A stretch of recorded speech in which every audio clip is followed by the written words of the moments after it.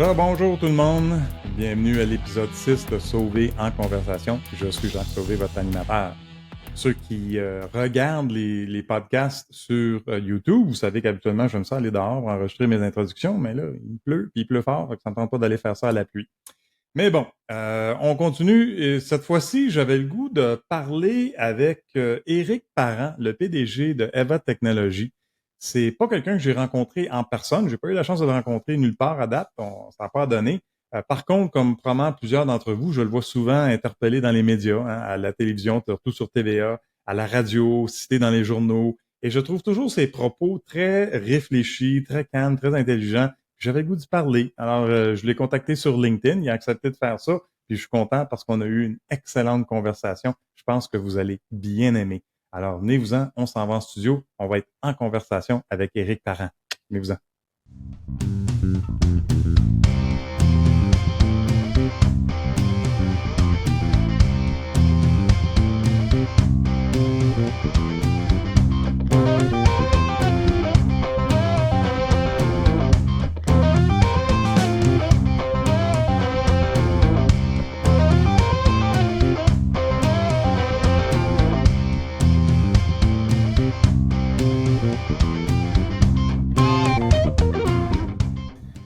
Donc, rebonjour tout le monde. On est dans le studio avec Éric Parent. Comme je disais au début, j'ai jamais eu la chance de le rencontrer en personne, mais comme probablement plusieurs d'entre vous, j'ai eu la chance de le voir souvent sur TVA surtout, et probablement dans d'autres médias, à la radio. Il se fait interpeller souvent, cité dans les journaux. Donc, il est très présent dans les médias et comme je disais, j'aime beaucoup ses propos. Je les trouve réfléchis, calmes et intelligents. Donc, je voulais y parler. Bonjour Éric, merci de faire ça avec nous autres. Ben merci pour les très belles paroles. D'ailleurs, c'est pas souvent que je me fais dire que j'ai des paroles posées et pas de ma famille, en tout cas. Pas de ma femme. Ah ben là, on parlera pas de famille. Mais non, mais c'est vrai, en fait, quand je t'entends dans les médias, surtout à la télévision, quand je te vois à TVA surtout, euh, le mot, probablement le mot qui me vient à l'esprit, c'est calme. T'as toujours l'air calme, ça a toujours l'air réfléchi tes affaires. C'est le fun de te regarder. Hein? Ben, je pense que ça fait partie, à force de faire, tu sais, comme toi, quand ça fait 30-40 ans quasiment que tu fais le même job, tu finis par, tu te stresses pas de grand-chose. C'est ça. Tu parles des choses que tu connais, hein? Ben oui. Bon, fait que typiquement, ce que je fais, c'est que je descends ou plutôt je montre. Je montre le profil de LinkedIn, puis on passe à travers la chronologie. Mais dans ton cas, là, c'est un vrai bordel. Ton affaire, c'est comme un Venn diagram là, avec un paquet de ronds qui superimposent un par-dessus l'autre. Fait que merci, j'ai trouvé ça le fun. Tu m'as envoyé une meilleure chronologie. Parce que là, la joke, pour ceux qui nous écoutent, c'est qu'Éric, moi, on a essayé d'enregistrer cette émission-là, cet épisode-là, il y a environ 2 semaines, puis on a eu des problèmes techniques avec le studio. Fait qu'on s'est repris avec les cédules aussi. Je suis occupé, il est occupé, donc on se retrouve 2 semaines plus tard, puis on enregistre finalement l'émission. Donc, comme je veux toujours savoir, puisqu'on parle de cheminement, comment est-ce que tu commences là en informatique? Tu commences pas en cybersécurité, là, parce que ça n'existait pas dans le temps. Là. Pas pantoute. Parce que je suis plus vieux que peut-être que j'ai de l'air, là, je ne sais pas, mais je suis quand même assez vieux. Fait que non, la sécurité informatique, ça n'existait pas du tout. Ben, ça n'existait pas du tout. Faut faire attention. L'informatique comment existait, évidemment. Fait qu'il y a toujours eu un souci de contrôle d'accès, des choses de ce genre-là, mais le mot cybersécurité n'existait pas. Puis moi, j'étais un peu hyperactif ou très hyperactif, et puis j'ai toujours été fasciné par la technologie. Fait que je venais d'une famille pauvre. Mon père travaillait 2 jobs pour nous faire vivre. Puis, j'aimais beaucoup l'électronique. J'étais fasciné, on va dire, par l'électronique, parce que je connaissais pas vraiment ça à l'époque. Puis je me tenais d'un Radio Shack là, dans les années 83, là, au début 80. Okay. Je campais là, jusqu'au point où que je connaissais l'inventaire par cœur. Et puis, j'étais même trop jeune, je pense, même pour travailler là.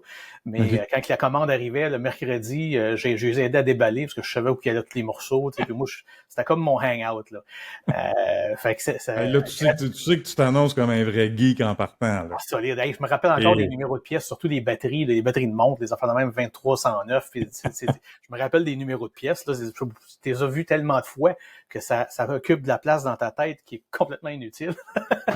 Mais tu sais, je me rappelle, parce que j'ai travaillé beaucoup dans l'inventaire, justement, dans ce magasin-là.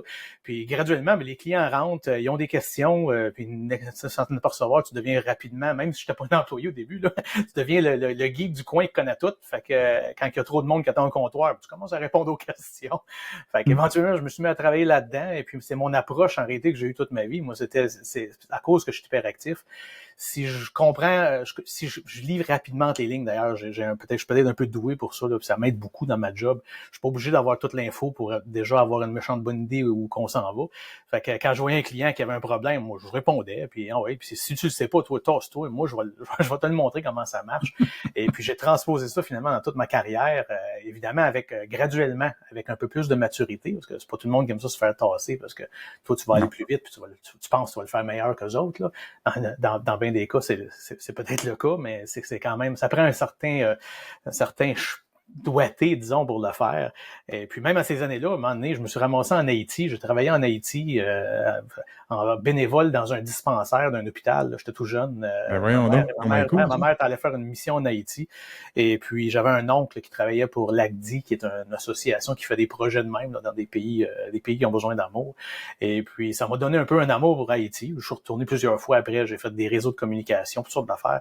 Fait que c'est de même que ça a commencé. Là. J'ai commencé. L'informatique, je peux pas dire que ça existait bien. C'est sûr que quand tu regardais le catalogue de Radio Shack, tu voyais les fameux Model 2, Model 3, là, des ordinateurs, des gros blocs avec un écran noir et blanc qui coûtaient un prix de fou et puis qui faisaient pas grand-chose. Là. Il y avait pas grand logiciel à l'époque pour ça. Mais c'était quand même fascinant. Hein. Dans notre jeune temps, on regardait ça puis c'était tout mystérieux. C'était cool. Là. Ça semblait comme la NASA. Là. C'était... Mais là, tu viens de dire quelque chose qui m'étonne. Tu parles d'ADHD. Je viens juste de dire que une des choses que j'aime quand je te vois à la TV, c'est que tu as l'air calme et posé, réfléchi. Mais en arrière de ça, t'as une hyperactivité, là. Absolument. Mais c'est pour ça que faire les entrevues en réalité, pendant que Steve a pris sa petite retraite d'1 an, là, qui s'est retiré un peu des médias, moi j'ai passé au cash. Là, je l'ai fait je pense que c'est 190 en 1 an. L'année qu'il y a pas, je l'ai fait, c'est sûr que c'est pas toute la télé, là, télé, radio, des journalistes, toutes sortes d'affaires. Et puis, je veux même pas qu'ils me disent de quoi ils veulent par rapport au sujet de base, là. Je veux bien savoir de quoi ils vont parler, le sujet. On parle de telle affaire, ok, parfait. Si je suis pas au courant, je vais sûrement aller lire une petite affaire, voir ce qui s'est passé. Mais après ça, ils me donnent jamais les questions. Là. Ceux qui en font souvent, ils savent qu'ils n'ont pas le temps de m'envoyer des questions. Puis j'aime ça. Jamais à quoi t'attendre.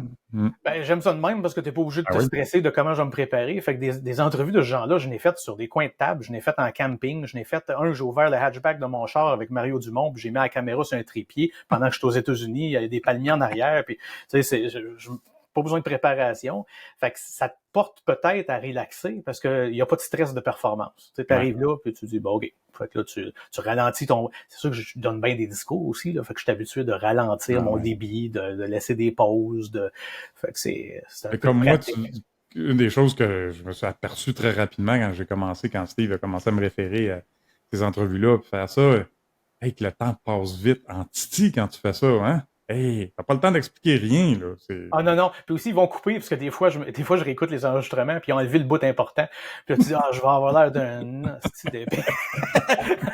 Ils ont enlevé la phrase qui était importante. Tu dis, c'est pas grave, regarde ça, c'est la vie. C'est ça. OK, fait que Radio Shack pendant une couple d'années, là, finalement, t'as travaillé, là, le moment donné. Oui, à un moment donné, ils m'ont offert une job, là. Je suis rendu à 16 ans, puis ils m'ont dit, hey, tu es toujours ici, anyways, fait qu'on pourrait te payer, puis tu vas avoir des heures officielles. Puis je me suis mis à travailler là, puis j'ai travaillé là pendant tout le temps que j'ai été au secondaire. Fait que ça m'a aidé aussi, parce qu'au secondaire, j'étais le premier à avoir un ordinateur, finalement, dans toute l'école. Là. L'école n'avait rien qu'un dans toute l'école. Fait que c'est moi qui comprenais comment ça marchait. Il y a eu une exposition pan-canadienne de science où que j'avais fait un projet qui était trippant. J'ai réalisé ça dernièrement, d'ailleurs, c'est en repensant à tout cet historique-là, que j'ai réalisé que c'était le précurseur là, à Google Street View. Là. On avait pris, moi et mon coéquipier, on était partis, on avait enregistré des vidéos des rues de Montréal, toutes les rues de Est, Ouest, puis Nord, Sud, pas toutes, là, on s'entend, une partie, sur cassette VHS, et puis j'avais monté un circuit électronique interfacé avec un Apple II pour pouvoir arriver à un kiosque, et puis il y avait trois machines vidéo qui étaient branchées dans cette interface-là, et si on disait, je suis à tel coin de rue, puis je me rends à tel coin de rue, ça te montrait le vidéo de qu'est-ce que tu vas voir en t'en allant voyons donc. Ouais, c'était ça faisait des fast-forward puis des rewind, puis ça te montrait là, que c'était la bonne. Ça avançait les cassettes aux bons endroits pour partir. Il y avait une affaire de timing, il y avait une affaire il y avait toutes sortes de problèmes techniques qui étaient réglés avec les logiciels. Ça, c'était un prof au secondaire, là, un Brian Visor, qui était vraiment un professeur exceptionnel pour motiver les jeunes. C'est même lui qui avait eu l'idée, d'ailleurs. Fait qu'il arrivait comme ça avec une idée, puis il proposait ça à des étudiants qui étaient qui étaient peut-être habilités à le faire. Puis nous autres, on partait avec ça, puis oui, let's go, on le fait. Puis ça, c'est en 85, fait que ça fait quand même un petit bout, là. On a gagné, Après un ça, prix IBM pour ça, là. As-tu eu des redevances de Google quand ils ont volé ton idée? Ou... non? Google n'existait pas à l'époque. Puis après ça, tu l'oublies, tu l'oublies que tu as eu cette idée-là. De toute façon, c'est sûr que c'est pas la même affaire.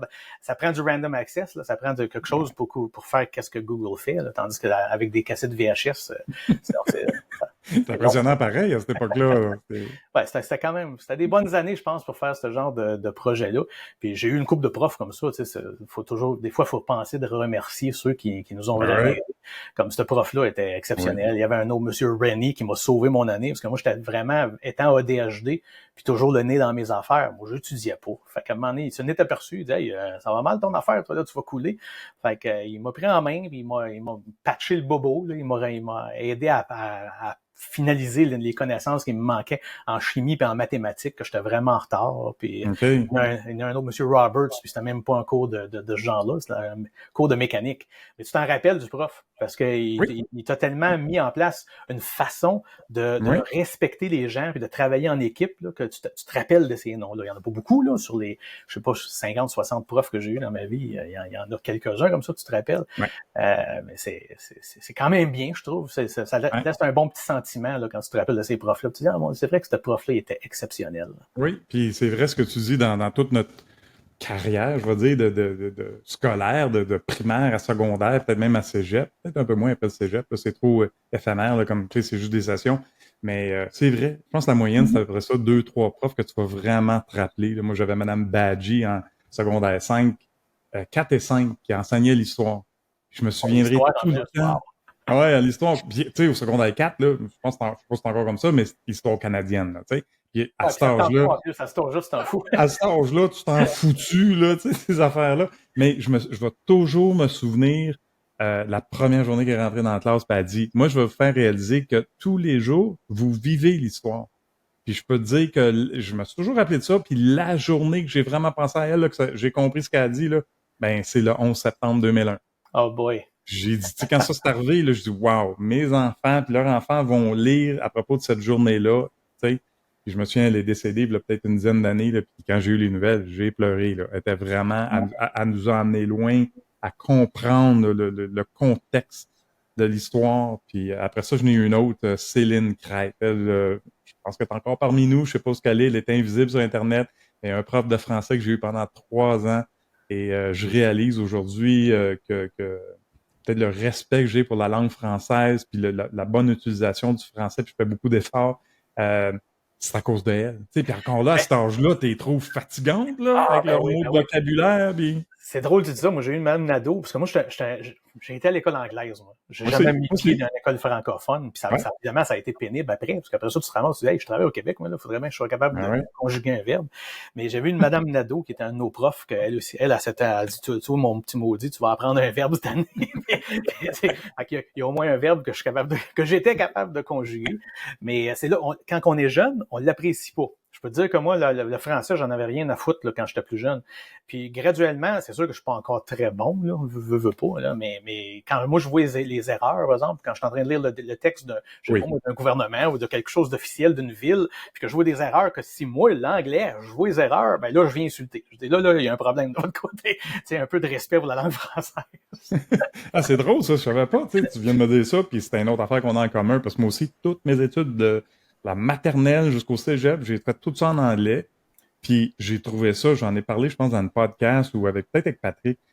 J'ai trouvé ça difficile quand je suis revenu en 2020 au Québec, parce que j'ai été en Alberta pendant 6 ans, après ça, toute l'histoire d'avoir déménagé en Irlande.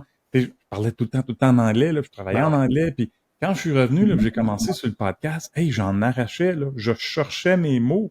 C'était fou. Puis là, juste après 3 ans je sais pas si l'écriture, tu le maîtrisais. Là. Moi, je ne maîtrisais pas je le maîtrisais pas d'avance. Fait que, tu sais, disons que ma femme, ma première femme et ma deuxième femme, les femmes dans ma vie ont payé pour parce qu'il fallait qu'ils corrigent mes documents. Ben oui, tu sais, de participer à... Là, j'ai décidé de faire plus d'efforts. J'écoute plus la télévision francophone, je lis plus français. Tu sais, je suis en train, puis bizarrement, depuis un an, je me remets plus dans l'histoire du Québec, tu sais, ben oui. tout ça, puis je lis des textes français, fait que c'est vrai, ça aide, il faut être immersé dedans, puis c'est vrai, c'est une maudite belle langue. Ben oui, il faut pas la perdre, là, dans le sens où que bon, on la perdra pas, là. Je suis pas un grand croyant, on va la perdre, là, pas dans notre vécu, mais faut quand même l'exploiter, là, elle est là. Oui, oui. OK, fait que là, tu fais un pre-Google Street View patenté avec des cassettes vidéo, qui est extraordinaire. Mais là, après ça, c'est intéressant. Les forces armées. Ouais, ben en réalité, c'est parce que je m'en vais au cégep, moi, puis je rentre au cégep, puis je m'en vais en français. Moi, pas pour quelle erreur de con, mais évidemment, ça allait pas trop bien, tu sais. Fait que tu rentres là, toi, puis la première personne à qui je me poigne, c'est mon prof de philo, là, qui essaye de corriger mes erreurs de français. Fait que je pars de là, c'est un coup de tête, je m'en vais au centre de recrutement, moi, sur Sainte-Catherine. Je rentre là, je dis, bon, moi, je vais embarquer. Puis je veux être pilote, puis blablabla. Là, il regarde mon profil, il dit, bon, ben là, on n'a pas de place pour toi comme pilote, t'sais. On voit que t'es bon en électronique, fait qu'il me pousse vers là. Puis là, ben, pour moi, je suis rendu, c'est mon plan B, là. Je viens littéralement de partir avec mon char, je rentre dans le centre de recrutement. Fait que je dis, OK, je signe ici, let's go. Je rentre dans les forces. Je me ramasse.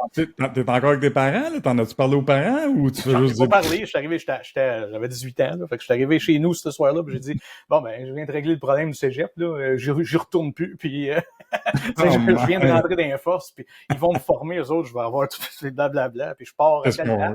Puis là, évidemment, ma mère n'était pas contente. Là. C'était difficile d'être content de ça, mais mon billet d'autobus s'en venait par la poste, puis let's go.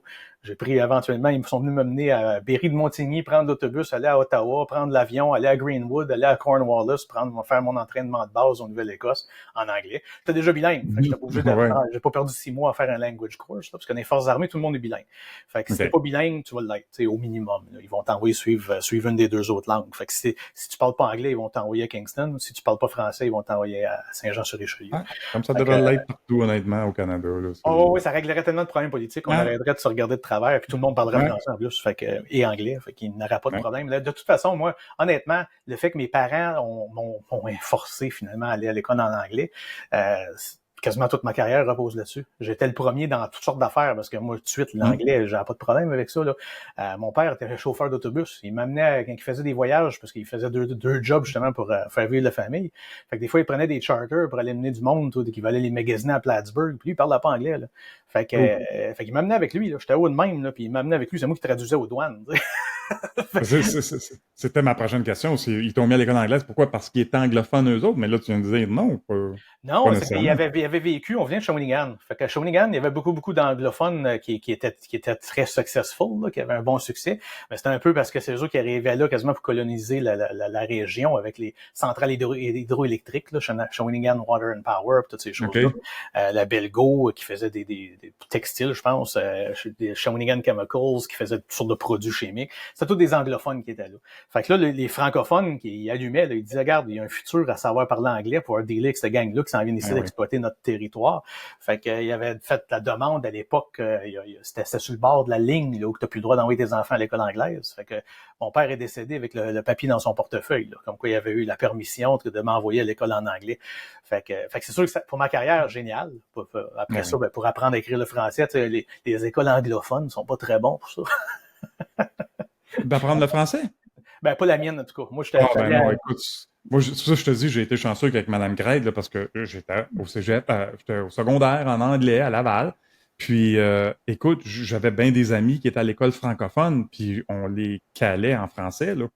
Au niveau de la littérature qu'on lisait, puis le vocabulaire qu'on apprenait, de la grammaire, on était facilement 1 an ou 2 en avant d'eux autres à l'école anglaise. C'est quelque chose, ça, quand même. Parce que nous autres, c'est pas ça qui s'est produit. C'est juste une affaire de timing et de prof, là. Fait que si tu pognes le bon prof, ça va aider beaucoup. Mais nous autres, vu qu'on parlait français, puis on était connus dans l'école anglaise comme étant la petite gang de français, on se fait mettre d'un cours qui était classé très haut, là. On est supposé être très bon, puis on n'apprenait rien. Ils nous faisaient rien faire. Fait que, on lisait des livres, puis ça, au moins, on pouvait peut-être apprendre de quoi. On jouait aux cartes, puis, fait que je suis sorti de là, moi, quand j'ai fini mon secondaire, là, le français. Pour ça, c'est pas une des raisons que je suis très reconnaissant envers elle aujourd'hui, parce que justement, elle était tough. Puis on l'a appris le français. Ben, c'est le même, faut changer des fois. Quand j'entends ceux qui veulent changer la langue française là, parce que c'est rendu trop compliqué, conjuguer le participe passé avec le verbe avoir, là, c'est comme, hey, tabarnak. Ben, d'ailleurs, ils ont changé comment on écrit le mot oignon dernièrement, puis c'est l'anglophone, c'est moi qui ai freaké, là. Je dis, ben non, ça n'a pas de crise d'allure, là. Qu'est-ce que c'est ça, on va écrire oignon de la mauvaise façon, juste parce qu'on est trop cabochon pour l'écrire comme ça. Mais en tout cas. D'autres enjeux de société qu'on pourra discuter une autre fois. Fait que t'as fait un bout de temps dans les forces armées? Non, pas grand. Ouais, ben Pas j'ai avec... fait un terme, là. Je suis sorti de là. Fait que c'est pas que j'aimais pas ça, d'ailleurs. C'est là que j'ai appris tellement de belles choses, là. Le travail d'équipe, moi, ça a toujours été fort dans moi. Mais l'armée l'a vraiment concrétisé, là. Tu travailles en équipe où tu creves. Fait que Ah ouais, hein? j'ai adoré l'expérience. J'ai rencontré des gens vraiment intéressants. Je travaillais en Signal Intercept, là, tout ce qui était électronique puis Signal Intercept. Fait que OK. sorti de là, j'ai fait toutes sortes de contrats bizarres, là. Je pourrais compter des histoires je pourrais écrire un livre, là, sur toutes sortes d'affaires bizarres d'écoute électronique puis d'espionnage industriel, toutes sortes d'affaires qui étaient vraiment cool. Tu sais, à l'époque, quand t'as 20 ans ou le début de ta vingtaine, là, tu te mets à jouer là-dedans, tu t'amuses comme un petit fou. Graduellement, Ouais. tu finis par apprendre que c'est très politique, ça aussi, puis que c'est pas nécessairement si le fun que ça, là, puis qu'il y a rien là-dedans qui est James Bond, là. C'est pas comme dans les films. Ah non. T'avais pas des plumes spéciales là, que tu peux écouter Non! à 1 kilomètre de loin, là? Non, pas du tout. Et oui, il y a des petits bouts de cool, là. Il y a des petits bouts un peu intéressants, intrigants, mais regarde, généralement, c'est pas ça la job. Fait que je me suis recyclé en informatique, puis j'ai commencé dans quelle année? Donc des années 89, juste Ouais. avant 90, là, travailler dans le milieu de la santé, en réalité. Puis je travaillais dans des compagnies, c'est une compagnie qui travaillait dans les hôpitaux. Et puis, la première job arrêtée, je faisais les backups de nuit dans un hôpital, là. Je faisais absolument rien d'intéressant, mais il y avait eu une panne. C'est un hôpital qui est sans papier. L'hôpital Anne-Laberge de Châteauguay, c'est un hôpital sans papier. Fait qu'il y a une dépendance sur l'informatique quand même assez importante. À cette Euh, époque-là, ouais. C'était en absolument. Il y a 89. eu deux hôpitaux comme ça qui étaient des projets pilotes. C'est des systèmes OK. américains qui ont été achetés, qui ont coûté un rein puis une jambe, là, qui ont été déployés au Québec, le CUS de Sherbrooke puis Anna-Laberge de Châteauguay. Et puis c'est vraiment génial comme système, mais ça devait avoir coûté cher, là. C'était des grosses Là, tu machines. parles de ton temps chez Girard Roy et Associés, là, Oui, Médisolutions, c'est ça, exactement. là? Ben, c'est ça. OK. Gérard Roy, c'est une belle petite firme, il y avait une centaine, 120 employés à peu près, qui a Ah, été, quand même. éventuellement, ils ont vendu à Médisolutions. OK. Fait que c'est une firme de consultation. C'est là que j'ai rencontré ma femme qui travaillait là, elle s'occupait du payroll, là. Puis c'est une belle compagnie. On travaillait dans plein d'hôpitaux, mais moi au début j'étais attitré strictement. Je faisais les backups, littéralement là, je changeais les cassettes. Là, ça fait rien de palpitant. Mais il y avait eu une maintenance sur un UPS. Puis les UPS dans ces systèmes-là, c'est un mur, là, c'est un pan de mur, là. Fait que mon boss à l'époque, Martin Beaupré, il m'avait dit ben là, à soir, le gars va venir, puis faut pas qu'il parte d'ici sans que ça marche. Puis moi, j'étais un ex-militaire. Puis en réalité, j'avais pas lu un peu le sarcasme dans le commentaire, là, qui voulait probablement pas dire littéralement, faut pas qu'il parte sans que ça marche. Fait que le gars, d'un coup, il vient me voir, il me dit, ben là, regarde, il me manque une pièce. Puis il dit, il va falloir que je revienne, puis on pourra pas faire ça à soir. Moi, je dis, c'est quoi la pièce? Moi, j'étais un gars d'électronique, puis j'ai des contacts, là. Fait que il me dit, c'est quoi la pièce? Moi, je suis pas là, donne-moi les spécifications. Je dis, là, que tout bouge pas d'ici. Je commence à appeler, je réveille un de mes chums, que je sais qu'il y a une bonne inventaire. Il en a une. Fait que j'appelle le gardien de sécurité, parce qu'il y a des caméras dans la salle des serveurs, là, à Anna-Laberge. Puis je dis là, le gars, il attend dans la salle, on va dire publique, là, dans la salle où il y a les consoles, puis laisse-les pas partir. T'sais, moi, je m'en vais chercher une pièce, je reviens. Fait que lui, le gars de sécurité, lui, il écrit ça dans son logbook, puis je reviens avec la pièce, le gars, il fait sa job, il ramène ça en fonction, tout va bien. Puis le lendemain, je me fais appeler, parce que je travaillais de nuit, je me fais appeler le jour au père, mon superviseur, là, Martin, qui me dit, qu'est-ce qui s'est passé? Puis là, j'y compte ça. Puis là, il me dit, ouais, je pense que toi, tu travailleras plus de nuit à faire des backups. Là, on va te trouver une job un peu plus intéressante.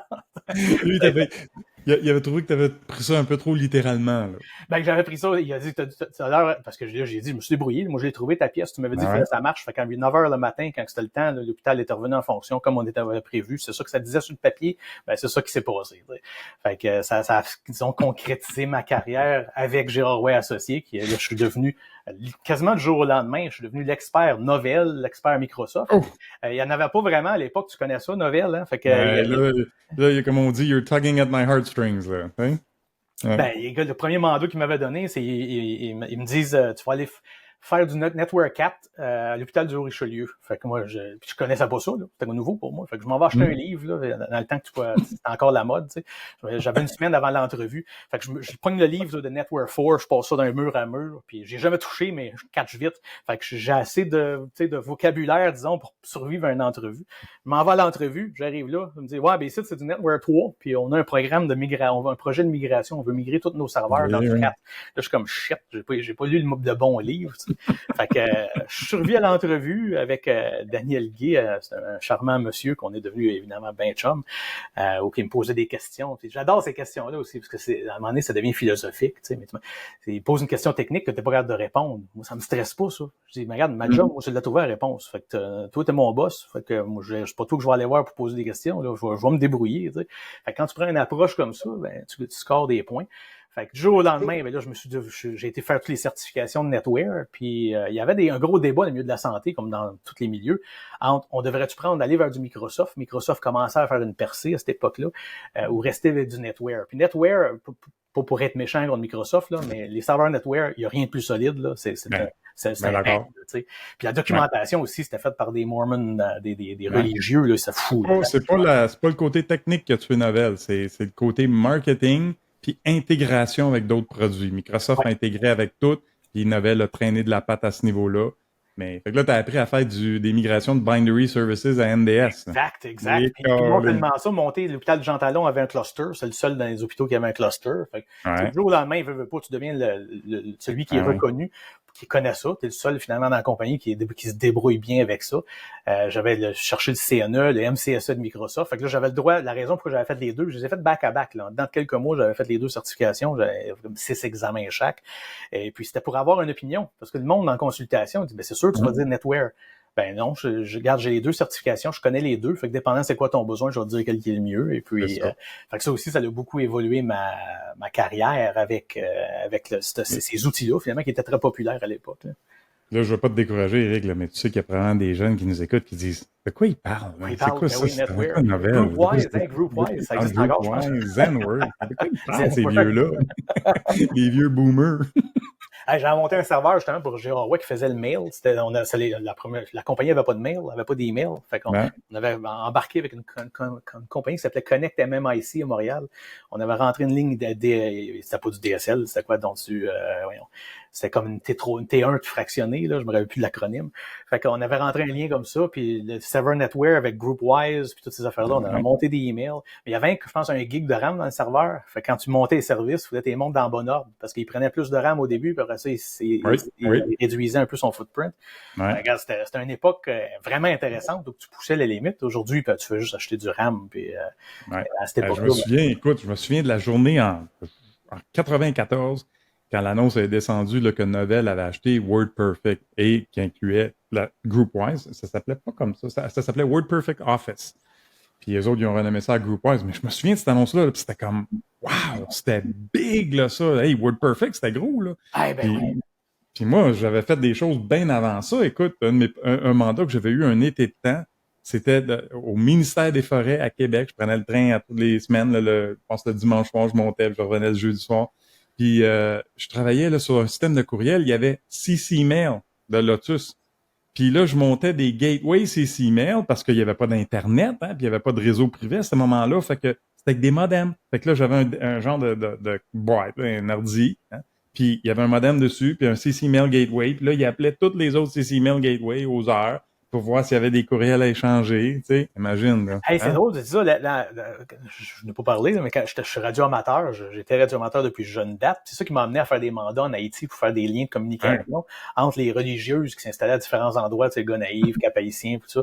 Mais les radioamateurs, c'est eux autres qui ont inventé le packet transfer, si on veut, là, le packet radio.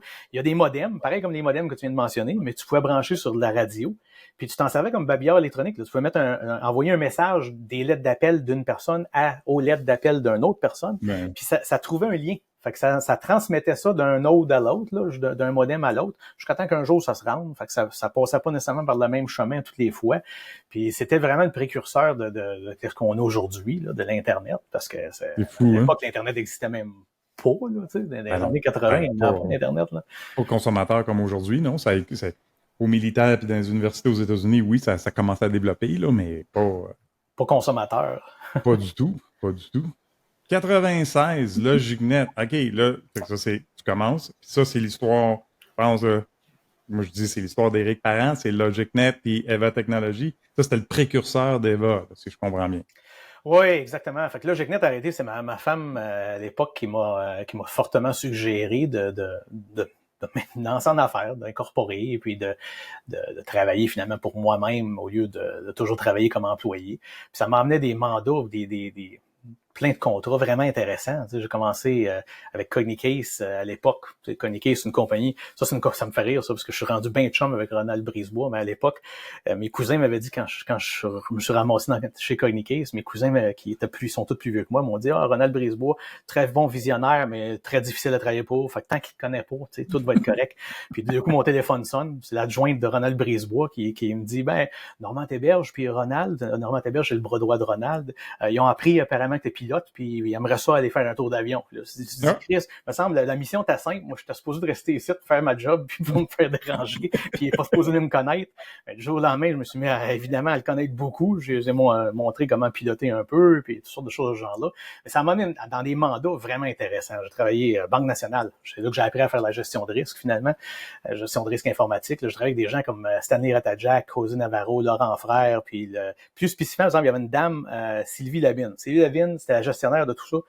Puis génial, cette madame-là. C'est elle qui m'a vraiment inspiré aussi à continuer dans la direction de la cybersécurité puis de tout ce qui est, malgré que le terme était peut-être un peu vague à l'époque, là, parce que la cybersécurité, c'est pas un terme que ça fait 30 ans que ça existe. Mais non, c'est ça. Puis c'était ma question. Le rendu là, LogicNet, excuse, je t'interromps un peu. Est-ce qu'à ce point-ci, tu commences à toucher ce qu'on pourrait appeler cybersécurité ou tu es encore juste pas mal dans TI puis réseau informatique général?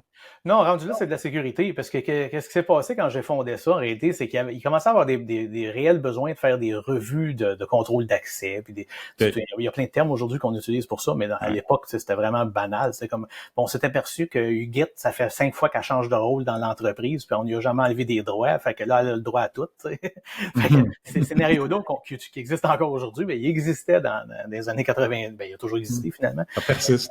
Fait qu'il y avait un peu de toutes ces choses-là, mais on parlait aussi beaucoup de planifier la résilience des systèmes, parce que quand il y avait une panne, c'est sûr que ça recule quand même 30 ans, là, mais quand il y avait une panne, ça faisait mal là aussi. Il fallait que un certain niveau de service continuent à fonctionner. Fait que ça a été une période qu'il y avait un besoin, finalement. Il y avait un besoin de quelqu'un qui se préoccupe pas juste de est-ce que les lumières ont l'air belles, là, qu'on pense plus est-ce que les lumières vont rester allumées, puis ça rencontre aussi notre besoin d'affaires. Fait que c'était une période qu'on faisait un peu de tout, hein. C'est un peu ça qui s'est passé en informatique. Du jour au lendemain, t'étais supposé être le gars qui connaît tout, ou le gars ou la fille qui connaît tout en informatique, incluant comment faire du bold dans WordPerfect, là, qui était pas contrôle B comme sur Microsoft, là, mais non. pour une raison X, mais c'était toujours compliqué dans WordPerfect. Mais t'étais supposé tout connaître. Fait que du jour au lendemain, tu deviens le business analyst. Puis quand il parle d'informatique, c'est toi la personne qui est dans le meeting qui dit ça se fait pas ça. Tu sais, c'est pas une bonne idée. Et puis, comment on devrait le faire d'abord? OK, on va suggérer quelque chose. Fait que tu te ramasses à faire de l'architecture et puis tu te ramasses à faire de la sécurité. Fait que quand j'ai commencé justement dans la Banque nationale, c'est moi qui s'occupais, j'étais pas le seul, là, mais je m'occupais d'une partie de la gestion de risque informatique dans les projets. Fait qu'ils nous appelaient un security architect. Fait que, qui était un peu bizarre, parce que j'ai toujours j'aime ça faire des blagues avec ça. Tu sais, quand t'embauches un architecte pour te construire un pont, t'es pas supposé être obligé d'embaucher un autre gars pour te dire, on peut-tu passer des chars sur le pont, tu sais, c'est supposé faire partie des spécifications. Ouais. Mais à l'époque, c'était ça le terme. Fait que t'avais des architectes, puis au lieu de les former en sécurité, puis qu'ils soient blindés en sécurité, tu mettais à côté quelqu'un de sécurité, qui est généralement là pour documenter les risques résiduels, puis décider comment qu'on les traite, ces risques-là, ou tout simplement pour dire, hey, attends, tu viens juste de dire de quoi, ça, c'est pas une bonne idée. Faudrait le faire différemment, puis on en parle pour trouver une solution pour le faire d'une autre façon, pour réduire un risque perçu. Fait que c'est là que j'ai appris justement à faire la gestion de risque avec sous la gouverne de Sylvie Labine, cette dame qui m'a vraiment poussé là-dedans. Là. Elle a dit, regarde, t'es bon là-dedans, vas-y. Oui. le soldat dans moi a dit, ça ne veut pas, malgré que j'étais à mon compte ou sous-traitant ou whatever. Pour moi, quand je travaille pour un client, et tout le monde pense que je suis un employé, quand Sylvie me disait faire de quoi, moi, c'est ma boss. Elle a dit faire ça, moi, j'y vais. Tu sais, puis je prends un peu comme mon affaire de UPS, là, moi, je prends pas de survivant. Ouais. Là. Moi, la mission, on m'a dit que c'est ça, faut se livrer à telle date.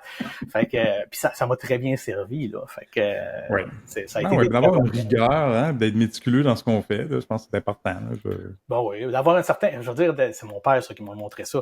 Il disait quelque chose, puis je dis pas que tout ce que je fais est parfait, de loin de là. Mais lui, sa philosophie, c'était, si tu fais de quoi, comment il disait ça? Donc, quelque chose qui vaut la peine d'être fait, vaut la peine d'être bien fait. Oui. Fait que t'essayes d'appliquer ce genre de philosophie-là, puis de dire non, ça c'est de la merde, there's no way qu'on fait ça. On va le faire de la bonne façon, puis sinon, il y a quelqu'un qui va signer, mais au bon niveau, là, qui va me dire pourquoi qu'on le fait pas comme du monde.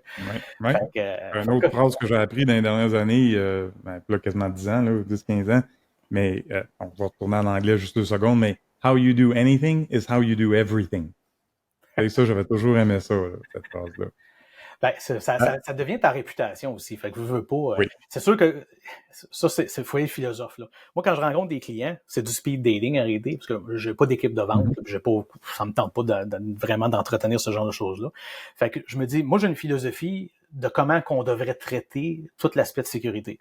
Soit la personne devant moi, je veux même pas l'appeler un client, soit que le partenaire ou la nouvelle relation amoureuse, soit qu'il va aimer ma philosophie ou soit qu'il l'aimera pas. S'il l'aime pas, puis ça caille drette là, c'est excellent.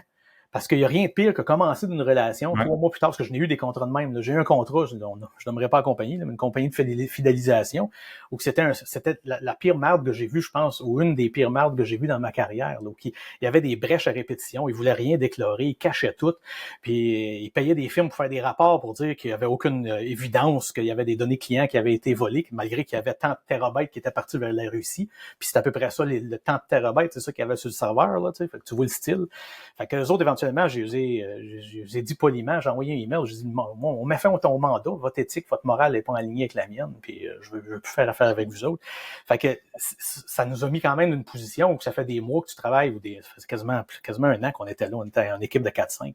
Fait que pendant ce temps-là, tu vis l'enfer. Fait que ça a arrêté un contrat qu'en théorie, dans le speed dating, on aurait dû s'apercevoir finalement qu'on n'a pas la même mission. Puis moi, c'est pas que je veux pas faire semblant de faire de la sécurité. Fait que moi, je veux te trouver où est-ce que tu es aujourd'hui, puis trouver comment que je peux t'amener n'importe où qui est plus haut. T'sais. Puis la recette ne sera jamais définie dès le début. T'sais, tu vas avoir toutes sortes d'adaptations à faire. Mais ma mission, moi, c'est de te prendre à un niveau puis de te lâcher à un autre niveau. Mais quand tu te ramasses une relation de même ou que tu amènes la personne à boire de l'eau, là, kicking and screaming, comme on dit en anglais, la personne ne veut rien savoir, ben là, à un moment donné, regarde, je vais aller passer mon énergie ailleurs. Puis dans ces années-là, je me rappelle plus dans quelle année, ça, que j'ai dit d'aller se foutre ça. C'est-tu celui dans ta liste que tu mets, là, grosse erreur, là? Que non, tu vas pas mais ça, nommer? c'est intéressant, Non? parce que j'aime ça parler des erreurs. J'en parle à mes étudiants quand j'enseigne. J'arrive à grosse erreur. Okay. Communiqué, ça a été acheté par CGI, évidemment. Il y a eu un hostile takeover.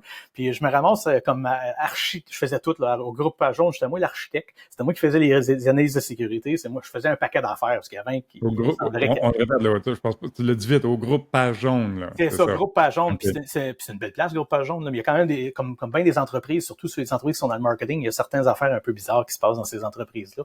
Fait qu'à un moment donné, le CIO à l'époque, je ne sais pas que c'est lui, là, mais durant une rencontre de groupe, il dit, regarde ce qu'on va faire là, pour réduire la bande passante Internet, c'est qu'on va prendre notre base de données au complet, puis il venait juste de signer un deal avec Google d'ailleurs, parce qu'à un moment donné, je ne sais pas si tu te rappelles de ça, mais Google, quand tu faisais une recherche, les premiers liens, c'était ceux de Page Jaune. Moi, je les avais dit, c'est une mauvaise idée, ça. Je dis, Google, une fois qu'ils ont tes données, là, ils n'ont plus besoin de toi après. C'est exactement ça qui s'est passé, là. Un an ou 2 plus tard, Google a tiré sur la plug sur ce projet-là, mais il y avait toutes les données. Mais c'était pas ça la grosse erreur. La grosse erreur, c'est que dans une rencontre, le CIO à l'époque dit, on va prendre notre base de données au complet, puis on va l'envoyer pour réduire notre bande passante. On va l'envoyer dans toutes les grandes entreprises. Fait que si on l'envoie au gouvernement fédéral, on l'envoie à Entire, on l'envoie à toutes les grosses compagnies comme ça. Quand eux autres veulent chercher des affaires, ben ça sortira pas de leur réseau. T'sais, ils vont mettre ça sur un de leurs serveurs. Fait que je sais pas si tu me vois venir, là, mais j'avais un défaut que j'ai corrigé plusieurs fois. Là. Je suis rendu que je l'ai fait plus, cette erreur-là. Mais c'est une idée de merde, là. Mais moi, je l'ai dit. Moi, je dis, ben là, excusez, là, mais je sais pas c'était qui cette idée-là, là, mais ça a comme la pire idée que j'ai entendue de ma vie, là, ça marchera jamais. Puis là, j'étais en feu. C'est comme si j'avais bu du Red Bull. J'ai listé 4-5 affaires pourquoi ça marchera pas. C'est bang, bang, bang, bang. Puis à l'époque, il y avait un gars à côté de moi, Michael Cullen, c'est un gars qui ça faisait 30 ans qu'il travaillait à Page Jaune. Il s'est mis la main sur ma jambe, puis il a serré. Puis là, j'ai catché, je dis, oh fuck, c'est l'idée du boss. fait que là, ils ont coupé mon mandat, mais ils pouvaient pas couper mon mandat. Ça a été la fin de ta carrière au groupe Page Jaune. Ben, quasiment. Ça a pris une couple de semaines, une couple de mois, parce que c'était moi l'architecte. Fait qu'ils m'ont déplacé mon bureau dans le sous-sol, là, ils voulaient plus me voir, puis en tout cas. Fait que ça a été, disons, une des quelques erreurs que j'ai faites dans ma carrière, mais de l'autre côté, en réalité, ben, on voyait que la relation tirait à sa fin. OK, fait que la grosse erreur, je pensais que tu veux dire ça a été une grosse erreur d'aller là, mais la grosse Non, erreur, tu veux dire, non. c'est que toi, t'as fait une grosse erreur, là. Ah non, mais regarde, j'ai eu deux affaires comme ça au Page Jaune. C'est arrêté. Mon bureau était déjà rendu dans le sous-sol à cette époque-là. Mon bureau avait été déplacé dans le sous-sol parce que j'avais été fait un audit dans une compagnie aux États-Unis qui était le site de relève de Groupe Page Jaune. Puis quand je suis arrivé dans le parking, je pars mon laptop, puis je vois un point d'accès, tu sais, qu'il n'y a pas de sécurité dessus, là, Wi-Fi. Fait que moi, je me branche dessus. Puis là, je sais pas pourquoi, mais j'ai comme un pressentiment. Je me dis, ben, c'est la bâtisse de cette compagnie-là. Il n'y a rien d'autre ici. Je vais essayer de pigner notre mainframe à Montréal. Puis j'étais capable de pigner le mainframe.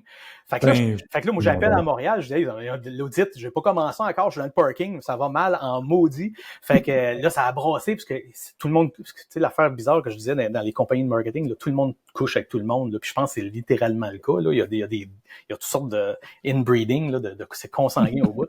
Fait que j'étais à moitié éclairé quand je suis sorti de mon audit, parce que j'avais osé signaler qu'il y avait un problème de sécurité dans leurs partenaires qui sont vraiment tight comme ça. Ah, mais c'est ça, ils t'envoyaient là pour ça.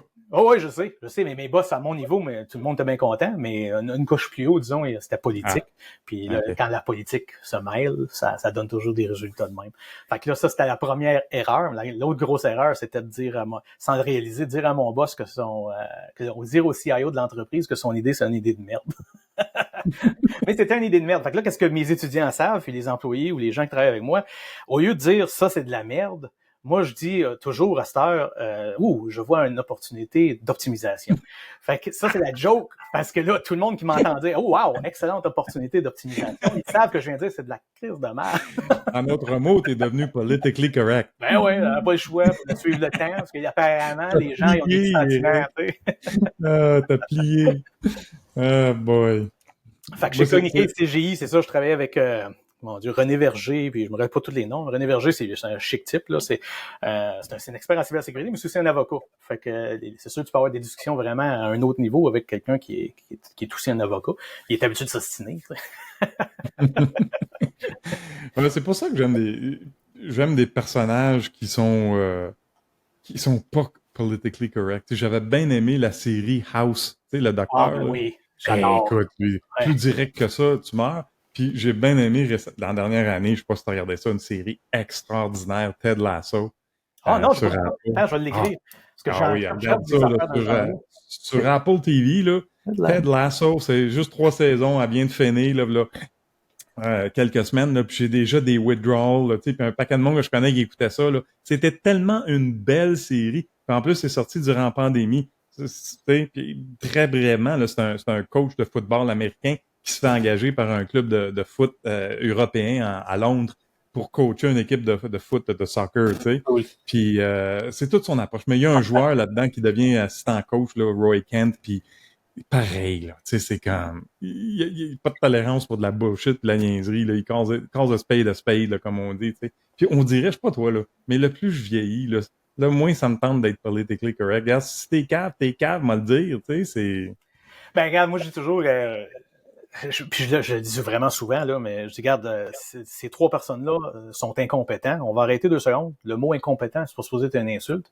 C'est basé sur des faits. Ils n'ont pas la compétence requise pour la job qu'ils occupent. Fait que moi, comme cardiologue, je suis incompétent. Si on me demande ma santé cardiovasculaire, je vais probablement dire, ben correct. Puis je pourrais péter une crise cardiaque dans 15 minutes parce que j'ai mangé 3 poutines de trop. Tu sais. Fait que je ne suis pas compétent comme cardiologue. Puis c'est correct. On n'a plus le droit de dire ça. Tu sais, oh mon Dieu, il est incompétent. Non, mais Chris, il est incompétent. En plus, ça, il est dangereux pour l'entreprise. Mais ça, on n'a pas le droit de dire ça non plus. Tout le monde peut offusquer, puis il faut traiter tout le monde aux petits oignons, qu'il faut épeler différemment maintenant. Ben oui. Mais tu sais, à un moment donné, là, on arrête de marcher sur des œufs, puis regarde, ça fait pas la job, là, va-t'en, tu sais, puis va faire autre chose, c'est pas pour toi ce domaine-là, tu sais. Ben quand je fais des évaluations de third party, là, d'entreprise, je dis toujours à mon client, je dis, regarde, qu'est-ce qu'il faut déterminer rapidement? C'est-tu un manque de compétences? Parce que je te garantis qu'ils font pas qu'est-ce qu'ils sont supposés de faire, c'est une certitude. Fait que c'est un manque de compétences ou ils sont menteurs. Fait que mes questions que je vais poser, voici pourquoi je les ai structurées d'une certaine façon, parce que je veux lui donner l'opportunité de me mentir, parce que moi, je vais y pogner à me mentir, ou je veux lui donner l'opportunité de me prouver qu'ils sont incompétents, qu'ils manquent de compétences, puis là, on va trouver comment les encadrer pour les améliorer, parce que c'est votre partenaire. Fait on veut travailler ensemble. C'est ce genre de philosophie-là que moi j'aime, mais c'est sûr que si tu découvres qu'ils sont menteurs, ça c'est plus difficile à naviguer, parce que tu ne feras jamais confiance. Fait que j'essaie de les épurer de même. C'est mon côté un peu binaire de dire c'est noir ou blanc ou c'est. Donc, tu dois constater la même chose que moi. Il y a beaucoup de firmes de services TI là, qui se pètent les bretelles comme spécialistes cybersécurité. Ah, ben, tu ris déjà. Fait que Regarde. Ça répond à la question. Hein? Il y avait une firme, là, elle m'a fait rire, cette firme-là, mais elle m'a fait rire. Elle a fait déranger bien du monde, là, mais il y avait une firme qui annonçait sur 98.5 tous les matins, à un moment donné, qui trouvait tes données sur le dark web. Puis moi, je viens du renseignement, je viens de l'interception de signaux, là, puis de ce monde-là. Fait que j'ai le réflexe là, de penser, de dire, OK, qu'est-ce qu'ils nous demandent comme info? Fait que là, tu t'en vas t'enregistrer sur le site web, tu te demandes juste ton email. Fait que là, je dis, ben, s'il demande ton email, il trouve rien. Il va juste chercher des password leaks puis des affaires que tout le monde sait déjà. Ben C'est pas vrai qu'il va trouver tes informations sur le dark web. Parce que pour trouver la recette de Coca-Cola sur le dark web, ben, il faudrait que tu me donnes la recette pour que je puisse retrouver des corrélations entre les ingrédients dans la recette, tu sais. Fait que j'essaie de faire un test, on leak on crée une fausse compagnie, on leak nous-mêmes des données sur le dark web, sur Pastebin, un paquet d'endroits, puis on attend une couple de mois, puis après ça, on s'en va s'enregistrer sur leur site de merde, puis évidemment, ils n'ont rien trouvé, là. C'était clair. Puis qu'est-ce qu'ils faisaient, c'est que cette compagnie-là, il existe encore, là, puis ils vendent des services de sécurité, puis ils sont d'un coloc, là, ils annoncent leurs affaires. C'est un peu aberrant. Mais qu'est-ce qu'ils faisaient, c'est qu'ils montaient une fausse page sur le dark web avec ils prenaient des leaks de données. Là. Fait que si tu prends, disons, Banque nationale ou Banque Royale ou gouvernement du Canada ou du Québec, whatever, tu vas avoir tant de emails qui font partie de toutes les leaks. Fait qu'ils mettaient un chiffre là-dessus. Là. J'ai trouvé 3800 brèches de sécurité, disons, pour la Banque du Canada. Et puis, voici, regarde, ils vendent tel prix en Bitcoin, puis en altcoin, puis en toutes sortes de whatever. Fait qu'ils faisaient une fausse page web. Ils postaient ça sur... ils parlaient de ça à des journalistes. Les journalistes ramassaient ça comme du petit bonbon, puis ils faisaient des articles là-dessus. Puis le président de la compagnie, qui a aucune connaissance en sécurité, a même été interviewé par le Journal de Montréal, puis le titre qu'ils ont donné, c'est expert en cybersécurité. Puis, fait que, c'est absurde, là, mais ça, le monde a vu qu'il y avait de l'argent là. Puis moi, c'est sûr que c'est pas ma philosophie, là. Moi, je me dis, l'argent, ça vient quand tu fais une bonne job, le monde va te payer. Mais vu qu'il y a de l'argent à faire là, c'est sûr que tout le monde s'improvise. Puis l'autre chose, que le monde réalise pas, c'est que tu peux pas vraiment offrir des services TI puis faire de la sécurité. C'est le même phénomène qu'on voit quand on fout toujours ça dépend de la sorte de sécurité, là, de la sécurité opérationnelle, là, t'assurer que le firewall marche, que ton antivirus roule, ça va être entièrement d'accord. C'est une job de TI. Mais tout le côté gouvernance, là, tu peux pas t'auto-critiquer. Fait que le CSO peut pas être en dessous du CIO. Ça veut dire que ton CSO, il se lève le matin, et puis on a inventé un titre pour ça d'ailleurs, on appelle ça CISO, au lieu de dire qu'il est pogné entre l'arbre et l'écorce, puis c'est une job de merde, on va l'appeler CISO, puis il va avoir un titre. Mais en réalité, le CSO, là, il peut pas se lever le matin puis critiquer son boss. Fait qu'il faut qu'il soit plugué ailleurs. D'ailleurs, j'avais demandé ça à Ronald Brisebois, qui est un dictateur, là, on avait fait une étude de quelles questions qu'on devrait poser à des PDG pour essayer de faire avancer la sécurité. Puis il m'avait surpris, parce que je le connais très bien, le monsieur, puis c'est un dictateur, là. Il aime ça de décider tout. Puis on lui avait demandé où la sécurité devrait se rapporter. Puis lui, ça tout de suite, sans un millième de seconde, il dit au conseil d'administration. Puis là, moi, j'ai dit, on bouge pas, là, Ronald, tu veux tout contrôler. Puis il m'a dit, tu m'as pas demandé où que je veux que ça soit. Tu m'as demandé où que ça devrait être. Puis honnêtement, là, ça m'a surpris. Parce que j'avais pas prévu ce genre de réponse-là. Puis j'étais comme, wow, hey, c'est mature comme réponse, ça. Il est solide, le gars, là. Il vient de me dire que tout le monde va le mettre où qu'il faut pas qu'il soit. Parce que c'est là qu'ils veulent. Écoute, tu sais, un autre sur le podcast, là, un autre de mes collègues, puis quelqu'un avec qui je m'entends très bien, Francis Coates, là, que j'ai enregistré l'épisode 3. Faudrait que je regarde si on l'a publié finalement, mais sur le podcast La French Connection, on a eu un débat là-dessus, puis c'est Francis qui a apporté ça. Il dit, il faut parler de ça, là.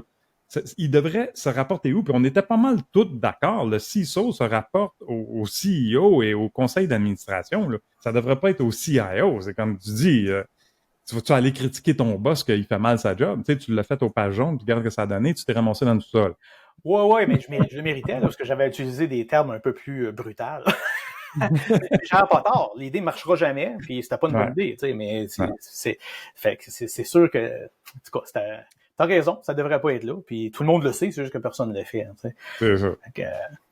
Et là, après ça, on rentre 2009, tu dis, c'est une année bien remplie. Là, LogicNet, quoi? LogicNet devient Eva Technologies ou tu lances une autre compagnie? Ben, je lance une autre division. Ça faisait un bout de temps là, j'étais rendu que j'avais une équipe, j'avais des gens qui travaillaient avec moi, puis on voyait toujours les mêmes problèmes. Fait que, à un moment donné, étant la personne qui aime à trouver le root cause, là, la cause fondamentale, tout le monde a le même problème. C'est quoi le problème? Ben, il manque ça. Les outils sont compliqués, personne n'a les compétences pour les opérer, puis s'ils embauchent quelqu'un, ben, ils vont le perdre, il va aller travailler ailleurs, etc., etc. Il y avait plein de mécaniques qu'on a analysées. On a monté un toolkit qui fait certains éléments qui deviendrait finalement de la gouvernance là, pour une entreprise. Fait que l'équivalent de dire je vais me plugger un groupe de sécurité dans mon entreprise sans que ça me coûte un salaire plus des outils. Fait qu'on voulait avoir un price point, je disais toujours, il faut que ce soit clairement en bas de 100 000, là, bien en bas de 100 000. De cette façon-là, ben, c'est pas le salaire, c'est pas des outils. C'est tout inclus, puis on fait un certain amalgame de choses dans un forfait. Fait on a lancé ça en 2009, mais cette année-là, j'avais été approché dans mon village, il y a la ville de Liry, qui est à côté de Châteauguay, là, sur la rive sud de Montréal. C'est une ville qui a toujours eu des problèmes d'égout aqueduc. Il y a eu un projet complexe qui a été fait à moitié, puis qui n'ont pas fait la deuxième phase là, aujourd'hui. À cette époque-là, il était encore en train de planifier de faire la première moitié de la ville. J'ai été approché pour être conseiller municipal. Parce que j'étais déjà souvent dans les médias à ce moment-là, le monde me connaissait, puis j'ai une grande gueule, là. Je dis qu'est-ce que je pense, on va le dire de même. Peut-être, ou sinon t'es politically correct, on sait pas, là. Ben, je suis pas politically correct, mais je suis brutalement direct. On va le dire de même. Okay, en politique, c'est pas mauvais, ça. Fait que je me suis présenté là, j'ai même pas fait de porte-à-porte, mais j'ai gagné. Puis j'ai fait 2 termes, j'ai pris un break entre 2, là, fait que j'ai fait sur une période de 3 termes, j'ai fait 2 termes. Puis, fait que ça nécessite beaucoup d'énergie quand que la ville a un budget de 3 millions à l'époque, puis qu'il y a un projet de 30 millions qui sont en train de gérer. Là, fait que tu te ramasses à essayer de comprendre bien des affaires. Fait que ça a tiré bien du jus. Puis en même temps, j'étais le acting CSO pour le projet Learjet 85 chez Bombardier. Fait que j'avais une job temps plein de jours, plus une job de runner mon entreprise avec des différents contrats, avec mes ressources, plus conseiller municipal de soir. C'est une année que ça brassait, puis malgré, puis là, je suis pilote, fait que quand j'étais chez Bombardier, moi, je tripais, là, j'avais du fun. Je rencontre un des test pilots, puis à l'époque, il n'y avait pas d'electronic flight bag. Tu n'avais pas le droit de considérer ton iPad comme étant une source que tu peux utiliser en vol, à n'importe quel niveau. Fait que même si tu avais amené toutes les copies papier puis toutes les affaires, là, l'iPad, tu n'as pas le droit de le considérer.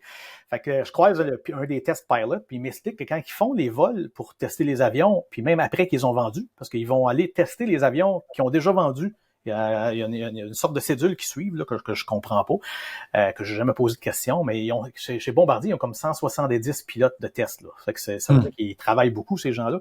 Mais quand ils font les tests, dépendant des qu'est-ce qu'ils observent, ben, il réatterrit, il parle aux ingénieurs. L'ingénieur, il dit, ben, va-t'en sur le protocole 18-33. Fait que là, il imprime ça, il part avec, il repart avec l'avion. Fait que ça coûte une fortune en fuel, puis l'efficacité est pas là. Tandis que les protocoles, ils sont tous déjà publiés, là, ils ont tous. Fait qu'avec ce pilote-là, ben, j'ai été Transport Canada, me battre contre Transport Canada pour faire approuver l'Electronic Flight Bag, qui était un peu le précurseur de qu'est-ce que tous les pilotes utilisent aujourd'hui. Là, on a une application qui s'appelle 4Flight sur nos iPads, là, puis c'est absolument génial. Tu peux planifier un vol puis partir dans 15 minutes quasiment, là, puis tout est là.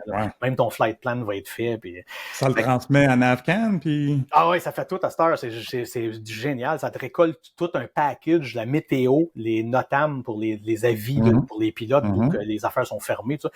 Fait que là, tu peux le dire, je pars de là à là, puis je vais passer par ici, tu pousses sur le bouton, ça te fait un package, tu passes au travers des pages, puis t'es prêt. C'est absolument génial. En tout cas, à l'époque-là, c'est pas ça qu'on parlait du tout. Là. On parlait juste d'avoir des PDF sur un iPad. Là, ça prenait quelqu'un pour aller débattre le côté gestion de risque, appréciation des risques. Puis moi, ben, j'étais un gars, j'étais un pilote et j'étais une personne de sécurité. Fait que j'ai eu aucun problème avec Transport Canada à disons, argumenter c'est quoi le problème. Il va les amener les versions papier s'il faut, là, pour toutes, là, pas pour les protocoles. Les cartes, la cartographie, toutes ces affaires-là, on peut... Fait que, parce que tu sais que dans le premier vol, le gars va dire mon iPad, j'ai oublié de le charger. J'ai oublié mon chargeur. Ça m'a même à penser, on parle le fameux sous-marin là, qui vient d'avoir un léger problème. Moi, je regarde les vidéos, puis tu t'aperçois qu'ils avaient le droit d'amener leur iPhone.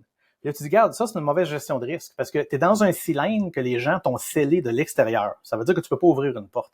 Tu es à genoux, tu te promènes là-dedans, 5 personnes, dans un espace qui est pas vraiment fait pour 5 personnes. Fait que s'il y en a un qui met le genou sur son téléphone, puis il l'écrase, puis qui perce la batterie lithium, puis le feu pogne, vous êtes tous morts en dedans de 60 secondes. Fait que c'est comme la règle dans la gestion de risque, ça aurait été, m'excuse, mais tu peux pas emmener ton iPhone avec toi. C'est drôle, c'est drôle. Ouais, fait que c'est occupé cette année-là. C'est occupé cette année-là, puis même en 2009, j'ai eu ISC, ça faisait déjà longtemps que je travaillais avec ISC. ISC, c'est ceux qui font la certification de CISSP. Okay. ISC Squared, là, ISC2. Puis ils m'ont donné, ça m'a fait rire parce que là, j'étais pas encore j'étais en 2009, j'étais vieux, là, mais j'étais pas si vieux que ça. Ils m'ont donné un Lifetime Achievement Award. Ils m'ont invité à San Francisco, me donner un trophée, puis me dire, parce que j'avais tellement contribué dans l'industrie, à différents niveaux, là, surtout au niveau des certifications, puis des examens, puis toutes sortes de choses. Puis, fait que là, j'ai été à San Francisco, j'ai reçu mon prix, puis là, t'es là, comme tu dis, là, c'est un Lifetime Achievement Award. Ouais. C'est bizarre, là, je suis pas encore mort. C'est comme j'arrive à la fin, là, c'est quoi la joke? Ouais. Moi, je trouve ça bien drôle, là. La bouffe était bonne. 2010, président ASIM, c'est quoi ça? La CIM, c'est une association de sécurité qui a été fondée en je sais plus quelle année, ça fait longtemps, là, ça c'est quand même vieux, cette organisation-là. J'ai été approché par, je me rappelle même plus c'était qui m'avait approché pour me joindre à ça. Mais il y avait Claude Vigent puis Cindy Walsh là, de Okioc, que bien des gens connaissent. Là, c'est les fondateurs de Okioc. Ouais, mais pas les gens, mais... Regarde, Claude et Cindy, c'est des deux ingénieurs, mais qui ont parti une business en cybersécurité puis en sécurité. Regarde, c'est le parcours, tu devrais définitivement les rencontrer et eux parler. C'est génial. C'est des cryptologues à la base. En tout cas, je suis pas sûr pour Cindy, mais pour Claude, c'est une certitude. Quand j'étais à la Banque nationale, j'ouvre le tiroir à un moment donné, puis il y a une carte qui va dans un mainframe, puis c'est écrit Okioc dessus. Puis là, tu dis, wow, tu sais, ils faisaient la cryptographie bancaire au niveau hardware, là. Fait que ils savent où ils s'en vont, là. C'est une très bonne entreprise avec des gens vraiment géniaux. Mais ils étaient très, très, très impliqués au niveau de la CIM. Puis là, dans ces organisations-là, évidemment, c'est à but non lucratif. Fait que tu cherches toujours de la relève. Fait que là, tu deviens vice-président. L'année d'après, tu vas être président. Puis il y a un roulement qui se fait. La mission de la CIM, c'est de promouvoir la sécurité. C'est sûr que par période, des fois, il y a des gens qui se ramassent là-dedans qui sont là pour faire de la business. Puis, mais c'est pas ça que Okioc, puis à l'époque, cette gang-là, faisait pas ça. Là. Les autres, c'était très pur, là, qu'est-ce qu'ils faisaient avec. Est-ce que ça existe encore? Moi, j'ai jamais entendu parler de ça. Ah, mon Dieu, je vais te présenter, là. C'est du monde génial, là. Du monde avec une expérience et un vécu absurde. Okay. Moi, je les adore. C'est du monde de qualité. Du monde qui font ça pour la bonne raison. Mais tu sais, c'est des ingénieurs. Fait que c'est sûr que en théorie, je veux pas rêver vivre dans ma bulle, là, mais dans ma tête, à moi, un ingénieur, ça fait des affaires d'ingénieur. c'est du bon monde. Fait que c'est ça, fait que j'ai été là-dedans un bout de temps. Il y a eu, on avait une gros colloque qui avait été fait, parce que les colloques n'existaient pas vraiment à l'époque, mais il y avait le RSI en 2006, je pense. C'est en 2006 ou en 2010? J'étais peut-être plus en 2010 que je pense que j'étais président. En tout cas, il y a eu une grosse conférence de sécurité qui a été faite par cette organisation-là. Là, c'était énorme. Et puis, j'avais monté au monde. C'était pas en mode à l'époque de crocheter des serrures. Là. Pas comme Francisco tu fais, là. À l'époque, j'avais fait un kiosque de ça, puis on avait monté, on s'est donné la mission, tout le monde qui passe au kiosque, on lui montre comment ouvrir ça. Fait qu'on avait pris toutes sortes il y a des gestionnaires qui travaillent au gouvernement du monde que t'aurais jamais pensé que, non, on a dit, on prend le temps, on va te montrer comment ouvrir une serrure. Fait qu'on avait eu beaucoup de fun à ce colloque-là. Puis ça a été une belle période, ça. Tu rencontres beaucoup de gens, qui travaillent, évidemment, tout un peu. Ça a beaucoup de bancaires, là. On se cachera pas qu'il y avait beaucoup de banques nationales là-dedans, puis beaucoup de, faut bien que l'argent vienne de quelque part. Là, depuis ce temps-là, tu m'écris 2010 à 2020, là, dans les dernières années, les derniers 10 ans. Mais c'est là que... Vraiment focusé sur le développement d'Eva Technologies. Là. Ben exactement. Fait que là, chez Eva Technologies, qu'est-ce qu'on a vu qu'on avait identifié une recette? Ben, on s'est vraiment focusé sur comment approcher, pas nécessairement comment, parce qu'on n'a pas d'équipe de vente. Fait que comment approcher, j'ai aucune idée. Mais qu'est-ce qu'on focus, nous autres, c'est parler à des cadres supérieurs, fait que des PDG ou des propriétaires d'entreprises, puis ceux qui vont avoir la philosophie de vouloir savoir c'est quoi leur maturité existante, puis comment se rendre aux prochaines étapes, ben ceux-là vont nous intéresser. Puis là, ça fait 10, 15 ans qu'on travaille avec des places comme La Vie en Rose, les chaussures Browns, le Musée des Beaux-Arts, eux autres, c'est plus récent, remarque. Une compagnie qui s'appelle Engage to Excel, qui s'appelait Rideau Recognition, une petite compagnie québécoise qui était à Ville-Saint-Laurent, qui a l'air de rien, mais le fondateur, il avait vraiment une vision. Eux autres, ils faisaient des montres en or. Tu sais, quand tu prends avant de prendre ta retraite, là, ou des médailles de militaires, pas d'affaires de ce genre-là. Puis là, longtemps, ils sont arrivés avec un programme de fidélisation des employés avec des points. Fait que le concept de Air Miles, là, mais pour les employés, pour qu'un gestionnaire puisse se faire donner 100 000 points, puis lui, il va les distribuer avec ses employés, puis les employés peuvent s'acheter un voyage dans le sud, tout ça. Fait que cette petite compagnie-là, qui est maintenant rendue plus grosse, qu'ils ont acheté une compagnie où ils ont été achetés par une compagnie américaine, mais ils s'occupent des programmes de fidélisation de Intel, de Boeing, fait que fait que nous autres, ben, évidemment, on les coach, et puis on fait ce que j'ai mentionné un peu tantôt, là, de tenir la main d'un point de vue gouvernance. Fait qu'on a plusieurs clients de ce genre-là. Et puis, en parallèle à ça, ben, c'est sûr que depuis ces années-là, j'ai enseigné à l'école polytechnique, au HEC, le collège, je sais même pas comment on l'appelle, donc CCNB, le collège communautaire du Nouveau-Brunswick. Ça, c'est une drôle d'histoire aussi. Vu que j'étais à la télé, on va dire assez fréquemment pour quelqu'un qui me voit, je reçois un appel ou un email c'est une fille qui est dans ce cours-là, là-bas, puis ils ont plus de prof. Puis elle me dit, ben regarde, j'aimerais ça te parler. Moi, je réponds. Fait qu'elle m'explique, on n'a plus de prof, puis serais-tu intéressé de nous donner une séance de formation? Ben, on pourrait le faire à distance. Je dis, ben, moi, je peux y aller aussi, je suis pilote. Je peux y aller. Fait que là, tu sais, pas trop sûr. Je dis, ben, je vais te présenter à le boss du programme. Fait que je parle au monsieur. Puis, je dis, ben, parfait, je m'en viens, telle date, là, je vais venir te voir. Fait que là, les autres, ils font, moi, je sais pas, mais ils font quasiment des gageurs comme quoi c'est pas vrai, là, tu sais, ils croient pas ça, tu sais, que le gars va débarquer. Mais moi, j'embarque, non, ouais, j'arrive cette date-là, je débarque, puis là, je rencontre le monsieur, puis on se met à jaser, puis je dis, ben oui, je vais venir te donner ton cours, moi, il n'y a pas de problème. Fait que j'ai fait ça pour le fun de le faire. Tu sais, il y avait besoin d'un prof. Puis l'école polytechnique et HEC, c'était un peu la même affaire. Les chargés de cours, malheureusement, souvent, sont pas très dynamiques. Fait que quand ils peuvent te pogner, je vais le dire te pogner parce que les universités font bien du cash avec ces cours-là. Puis ils payent pas en proportion de la job que tu te demandes de faire. T'sais, ils vont te payer, si tu donnes le cours pendant 3 heures, ils te payent que de 3 heures. Puis ils vont dire, ouais, mais t'es bien payé. Ouais, mais attends, tu es bien payé. Si tu me payes, je sais pas combien, là, 130 pièces de l'heure pour le 3 heures, mais ça m'en prend 6 autres heures de support autour de ça. Après ça, il faut que je corrige le devoir, il faut que je réponde au téléphone, il faut que je réponde des emails, il faut que je rentre les notes dans 2-3 différents systèmes archaïques, malgré que c'est des universités qui devraient être modernes. Fait qu'au bout de la ligne, c'est vraiment pas... Puis ils payent pas pour ces heures-là? Ben non, pas du tout. Fait que, ils payent juste pour les heures d'enseignement. Ouais, je charge juste les heures que t'es devant les étudiants. Tu sais. C'est pas motivant. Fait que là, moi, que je lui ai dit, puis j'arrête pas d'essayer de lui rentrer dans la tête, mais ça, je gagnerai jamais, là, parce que c'est une ou deux voix contre un système au complet. Mais j'ai dit, vous allez mourir, là. Les universités, vous allez mourir. Il y a trop de matériel online à cette heure, là. Fait que ça, vous allez avoir bien de la difficulté. Puis en plus de ça, qu'est-ce que vous devriez faire, c'est pogner vos petits toutous là, qui veulent absolument se tâter une maîtrise ou un PhD, puis faites-lui gérer le cours, mais faites venir des gens de l'industrie qui connaissent les sujets qui sont vraiment experts sur les différents sujets, puis ils vont venir vous parler pendant 3 heures. Là, les étudiants vont écouter, ils vont trouver ça palpitant, on va arriver avec des cas vécus, on va arriver, puis laissez faire. Moi, j'ai aucun intérêt, moi, de corriger des devoirs, puis en passant de vous pogner à tricher, parce que je n'ai pogné à tricher, là. Sylvie, ma conjointe, qui fait la même job que moi, elle n'a pogné à tricher, puis c'était tellement évident. Mais là, faut que tu remplis 18 formulaires, puis là, faut que tu fasses attention, parce que, ouais, mais là, faut être politically correct, là. Tu peux pas dire qu'ils ont triché, puis... tout sur une base volontaire, là, à ce point-ci. Ben ouais, moi, philosophiquement, j'ai toujours dit c'est du bénévolat, parce que c'est pas aussi une paye de 3 heures. Tu sais, je run une business, mais là, avec quand même un bon chiffre d'affaires. Là. C'est pas le 3 000 $ que tu vas me donner qui va changer. Ben non. Là, c'est drôle, il y a Steve Waterhouse qui enseigne, Francis enseigne, toi t'enseignes. On dirait que il y en a beaucoup. Il y a beaucoup de gens dans l'industrie qui gravitent vers l'enseignement et la formation. Ben, c'est parce qu'on voit qu'il y a beaucoup... Regarde, je vais être peut-être très méchant, là, mais c'est la réalité. Sur une classe de 60, il y en a 1, 2, 3 que j'embaucherais. Fait que ça veut, on manque de monde, tu sais, on sait qu'on manque de monde. Il y a plein de monde, un peu comme dans notre époque, là, quand je sais pas si t'es membre de ta famille, moi, je suis de mon bord, là, c'est, il aime les ordinateurs, il y a du futur là-dedans, mon jeune, ouais, vas-y.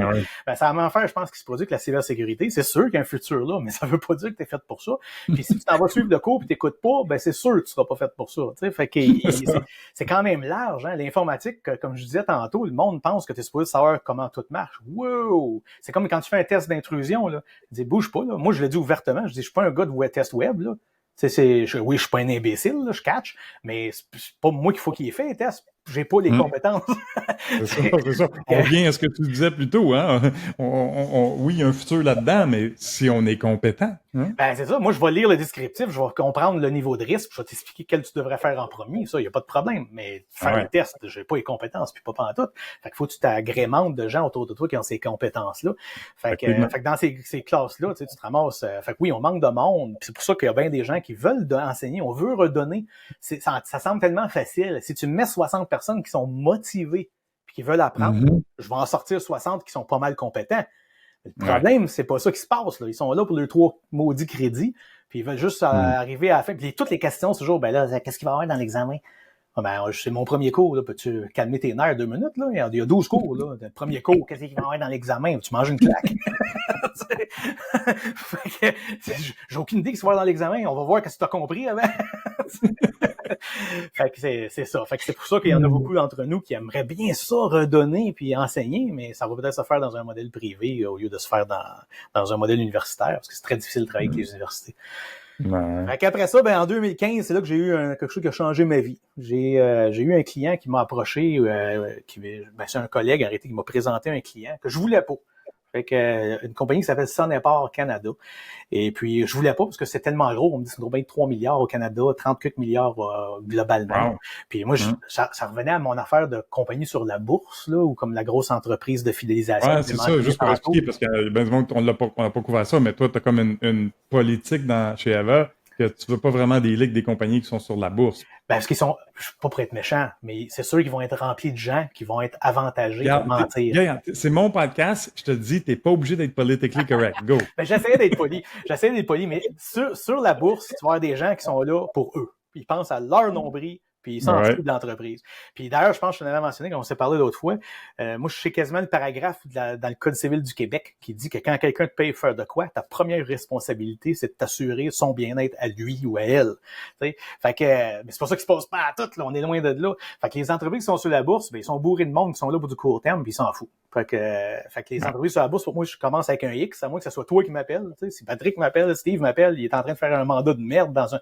Ben là, OK, il n'y a pas de problème, je vais être dévoué. Puis c'est un de mes défauts. D'ailleurs, je dis oui à n'importe quoi. Après ça, ben, tu te poses des questions pourquoi tu as dit oui, mais j'aime ça aider le monde. T'sais. Mais en dehors de ça, oui, on a une politique de dire non, sur la bourse, pas pantoute, j'aime mieux les entreprises privées. Fait que là, je me ramasse dans cette rencontre-là. Je rencontre un monsieur Sylvain Cassabon, qui est le CIO de Sonepar Canada, vraiment un chic type. Puis lui, il avait une philosophie à l'époque, il deal avec les grosses compagnies, comme les IBM de ce monde. Puis moi, ça tombe bien, j'ai une politique que je deal pas avec les compagnies sur la bourse. Fait que là, il me dit, ben, on n'est pas sur la bourse. C'est sûr que c'est pas de même qu'on s'est parlé, là, mais durant la rencontre, ça ressort qu'ils sont pas sur la bourse. Puis là, je suis comme mêlé, parce que j'étais un peu naïf. Mais il y a 3 milliards de chiffres d'affaires, ils sont pas sur la bourse. C'est quoi ça, cette affaire-là? Alors, c'est une compagnie française, basée en France. Ça appartient à une famille française. Puis c'est vraiment une compagnie familiale. C'est absolument génial. Je ne le savais pas à l'époque. Fait que j'ai convaincu Sylvain. Je dis, regarde, tu peux faire affaire avec IBM tant que tu veux, mais moi, si tu fais affaire avec moi, c'est sûr, je réponds au téléphone. T'es pas un numéro pour moi. Tu vas être mon plus gros client, veux pas. T'sais. Fait que, il a pris un gamble, puis ça a été un mariage incroyable parce que ça faisait plusieurs années qu'on faisait affaire ensemble, puis à un moment donné, il m'appelle, je réponds, puis il part à rire, puis il me dit « Hey, je te croyais pas quand tu me disais que tu répondrais toujours au téléphone. » Il me dit « Si t'es en train de faire l'amour avec ta femme, t'es pas obligé de répondre. » Je lui dis « Non, Sylvain, un deal, c'est un deal. Je vais toujours répondre. » Personne de parole. Fait que cette compagnie-là... Des cas de divorce, Eric. Ah ouais, ben là, faut faire attention, là. C'est confidentiel, notre conversation. Ouais, OK. Fait que là, cette compagnie-là, c'est une compagnie distribuée c'est le plus gros distributeur de produits électriques mondial, mais ils sont distribués. Ça veut dire qu'ils sont dans 45 pays, puis chaque pays, distribué, c'est pas le bon terme, là, décentralisé. Fait que, malgré qu'il y a un holding en France, chaque division fait leurs affaires. Okay. Mon constat, c'était, hey, ça peut pas marcher de même. Puis là, je disais, quand tu lui parles en France, là, dis-lui qu'il va falloir qu'il impose des choses, ça n'a pas de maudit à l'heure. Puis là, j'avais fait un plan, mais je dis, regarde, voici les tops affaires qu'il faut qu'il fait. Puis je vais être le premier, ça va faire chier, parce que là, ils vont nous dire quoi faire, puis je vais être obligé de suivre, mais vous avez pas le choix, là, ça marche pas. Puis tout d'un coup, par pure chance, ben, ce monsieur-là se fait donner une promotion, il devient le CIO global. Fait que là, il prend mon plan plus ses plans, puis... Sylvain Cassabon, là, Sylvain Cassabon devient le CIO global. Puis là, ben, il présente certaines des idées que j'avais, plus toutes les idées que lui avait, puis le management là-bas dit, parfait, on fait le ménage. On commence à descendre la liste. Et puis... je suis pas sûr s'il le sait, Sylvain, mais moi, j'étais pas pour bider. Il m'avait demandé de bider, là. Il m'avait approché pour donner une soumission. Je savais que je bidais, tu sais, contre des KPMG pis tout ça, puis je me disais, je gagnerai jamais contre ça. Puis, tout d'un coup, je reçois un email, on dit, hey, on récolte les réponses, là. T'as pas l'air d'avoir répondu. Je dis, coudonc, il a vraiment l'air à y tenir. Je vais répondre, on va voir, tu sais. Fait que là, je fais une présentation, et puis je présente aussi à tous les CIO des pays, et puis j'avais prévu le coup, parce qu'à cause, c'est là que l'expérience vient jouer un rôle intéressant. Je savais que je me ferais challenger sur ma grosseur. Fait que moi, quand je les ai présentés, je les ai dit, voici le projet que vous voulez faire. Voici comment vous allez le faire, avec ou sans moi. C'est la seule façon que ce projet-là va marcher. Puis je les ai toutes définies, puis je les ai donné la recette. Fait que, puis là, je me suis exclu aussi. Je dis, il va falloir développer certains logiciels, certains outils. Il va falloir le faire ça. Si vous le faites avec nous, ben, moi, je développe des outils. La seule affaire que je demande, c'est que moi, je garde les droits sur le code. Vous avez le droit sur le code aussi. Fait que, moi, je peux m'en servir avec mes autres clients, puis vous pouvez vous en servir tant que vous voulez. Fait que, j'ai gagné. Excusez, j'ai une équipe, là. Nous avons gagné. Oui. Et puis, ça fait 3 ans qu'on run ce projet-là. C'est le top de ma carrière dans ma tête. J'ai un fun de fou avec l'équipe française puis l'équipe dans tous ces pays-là. Oui. Parce que là, je deal avec l'Allemagne, je deal avec la Nouvelle-Zélande, l'Australie, la Chine, toutes sortes de pays. Ben, nice. Nous, là. Encore une fois, j'ai une équipe. Mais c'est un trip, là. On a du plaisir à dealer avec ça. Puis on a développé tellement d'outils cool, puis des partenariats. Nos outils sont utilisés par Orange, sont utilisés par PricewaterhouseCoopers. C'est quand même cool. Là. Ça veut dire des que outils quoi, de surveillance, Non, c'est un outil de gestion de projet simplifié. Parce que moi, je me disais, il faut que je deal avec 45 pays, ils parlent pas tout anglais ou français, puis ils comprendront pas à moitié. Puis là, on va commencer à s'envoyer des emails à n'en plus finir. Fait que moi, j'ai fait un portail avec une matrice de milestones, de jalons. Puis quand tu cliques sur un jalon qui t'a été assigné, parce qu'il est maintenant en rouge, là, tu le vois qui est assigné de ton bord, ben quand tu cliques là-dessus, ça va te montrer un texte qui l'explique, si t'es visuel avec le texte, mais ça va te montrer une vidéo aussi qui te l'explique. Puis tous les échanges qu'on va avoir sur ce sujet-là restent en dessous du jalon. Fait qu'il y a un échange comme un chat, finalement, spécifique à ce sujet-là. Évidemment, on intègre d'autres affaires là-dedans. On fait du Threat Watch, là. On va chercher des feeds de Threat Watch puis des tests de vulnérabilité, puis on a un paquet d'affaires. On a même de l'intelligence artificielle, c'est de la vraie intelligence artificielle, là. Faut faire attention, parce qu'il y a tellement de bullshit à cette heure, mais on a vraiment de l'intelligence artificielle qui va venir macérer cette merde-là pour faire remonter à la surface les choses les plus importantes. Fait que on a plein d'autres affaires qu'on a intégrées là-dedans, mais au bout de la ligne, moi, une personne d'informatique, ça n'aime pas ça documenter. Ben, quand on finit un projet, que ce soit n'importe quel projet qui a été fait dans ce modèle-là, ben, on pousse sur un bouton, ça génère un PDF pour chacun des pays qui est concerné. Et puis, tout est là, tous les échanges, tous les fichiers qui ont été échangés, tout, il n'y a aucun email qui est envoyé. Fait que là, Orange, Pricewaterhouse, tout ça, quand ils font d'autres projets dans ce client-là, fait que là, on lui suggère, ben, vous pouvez le faire de la façon difficile avec des emails ou vous pouvez le faire. On a développé un appliance aussi de sécurité qu'on déploie chez nos clients. Fait que dans 45 pays, on a un appliance physique là, qui est déployé. Fait qu'il y a un paquet d'affaires qu'on a développé qu'on réutilise avec nos autres clients. Mais c'est comme arrêter avoir l'opportunité d'être le think tank pour une grosse compagnie. Fait que c'est une compagnie de 100 milliards. C'est vraiment cool, ça. Comme tu dis, ça change une vie, là, ça. Là. C'est incroyable. Fait que honnêtement, je serais dans une position vraiment ben, ce serait pas difficile pantoute, c'est ça le problème. S'il m'offrirait une job, je dirais oui. Fait que, ben, parce que ils n'ont aucune raison de m'en offrir une, parce que on marche très bien en équipe, tu sais. Mais s'ils se reviraient de bord, ils diraient, on voudrait acheter ton entreprise. Je dirais, oui. Parce que moi, je suis bien à l'aise de travailler avec c'est une compagnie familiale, tu sais. Là, je veux pas les ouvrir la porte de me faire des offres de même, là. Mais, on le dit différemment. C'est pas un client que je voudrais perdre. Parce que j'adore tellement la relation, puis on a du plaisir, là, on fait toutes sortes d'affaires. N'importe quel plan de fou qu'on voudrait avoir, là, si on voit un problème, on a le droit de prendre action. Fait que moi, je peux pogner le téléphone, parler quasiment jusqu'au président, quasiment, là, une couche avant, mais je peux prendre le téléphone et dire, regarde, j'ai telle idée, là, je suis en train de le faire. Fait que, en gros, dites-moi si vous voulez que j'arrête, là, mais moi, j'ai vu ce problème-là, je suis en train de le faire, là, je suis en train de le prendre en charge. Puis vu qu'on aime ça travailler, ben évidemment, le fuseau horaire, là, puis la Nouvelle-Zélande dans un autre time zone, on s'amuse, nous autres, ça ne dérange pas pantoute. Vraiment J'ai une équipe formidable, là, c'est sûr qu'au fur et à mesure des années, les gens que tu récoltes autour de toi, c'est des gens qui adhèrent un peu à ta philosophie. Fait que je suis vraiment chanceux, là. J'ai une équipe absolument solide, une équipe de développement, des gens qui font de la sécurité. Je suis vraiment, vraiment choyé, là. J'ai comme l'impression à t'écouter, puis tu as mentionné plutôt, vous n'avez pas de vendeur, vous n'avez pas de force de vente. Toi, là, t'es pas un gestionnaire typique, là. Toi, t'es les manches roulées puis les mains dedans, là.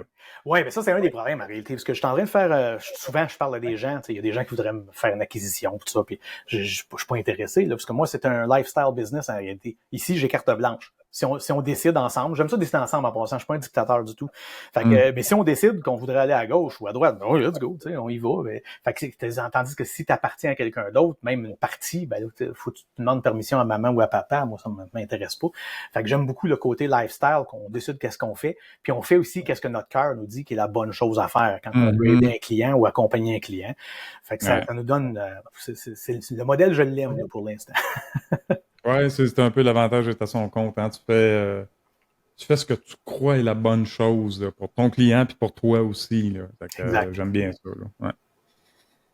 Hey, on finit avec, comme d'habitude, conseils. Conseils pour ceux qui se lancent en cybersécurité, I guess. Qu'est-ce que tu dis aux jeunes? Ben, moi, je disais que c'est aux moins jeunes. Ben, regarde, je dis justement, jeune ou moins jeune, si vous allez avoir une passion pour régler des problèmes, il y a de la place pour vous. Ça, c'est une certitude.